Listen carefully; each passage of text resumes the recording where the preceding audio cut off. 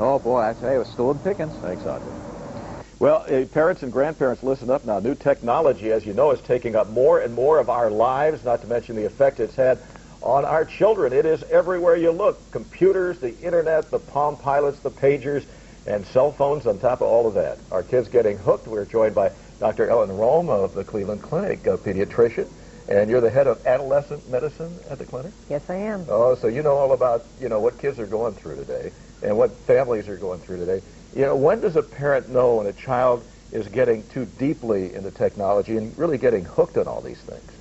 It's like other addictions in that if they're spending so much time online that it's at the exclusion of friends, family, connectedness within a school community or home community, or both, that's when you start to worry about it. And what can you do besides worry? There's a couple of things that are worthwhile as far as computer knowledge in a home.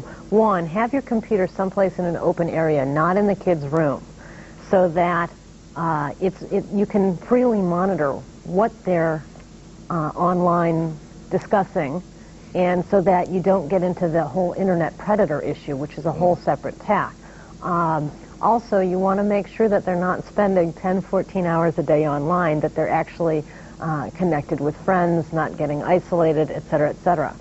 Do you actually counsel parents on these kinds of situations? In the same vein that we counsel on making sure they're not watching too much TV and doing too little reading or creative play. We try to get families help in life balancing in all sorts of ways. You mentioned to me before that part of the solution might be making sure everybody sits down to have dinner at the same time and actually talks to one another. Talking to one another and connectedness is one factor that we know helps.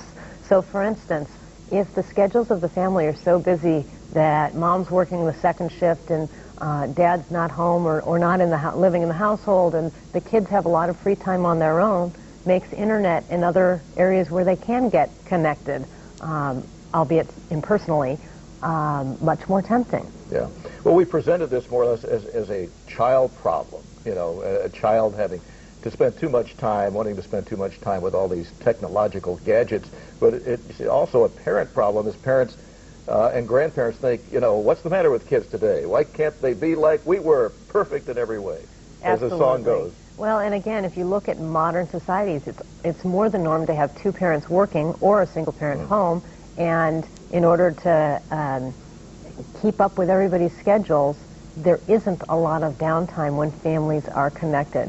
The other one, in doing a cross-cultural study with some other different countries, somebody commented on the whole issue that we don't have porches anymore, that it's the patio instead of the porch.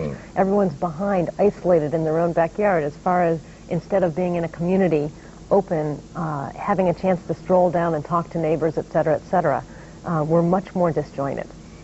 When does a parent just say no when the child wants a cell phone and a Palm Pilot and, Johnny down the street's got one of these, why can't I have one? Well, it can be a way to instill a work ethic by having the kid earn it. It can also be a way to keep them connected. For instance, some of the technology actually helps. Being able to find your child with a cell phone isn't necessarily a bad thing. Right. On the other hand, you want to make sure that they're not using their technology at the exclusion of interaction with face-to-face real people in a healthy way. Yeah, we kind of look past the positives of this thing, email back and forth, letting Johnny know that you expect some things before you get home from work and things like that. And for some parents, email can be a nice, handy communication tool that really works and gets the kid connected and gets the kid a chance to say their piece without dander and emotions rising and getting in the way. Okay. Well, you made me feel better because, I have a problem. The grandkids come over and they, rush right past me. I'm waiting for a hug, and they go into the computer room and start playing games.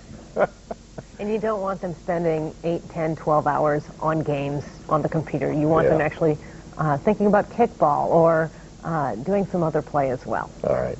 Dr. Rome, thank you so much for being with us. It's been very helpful in the information you provided.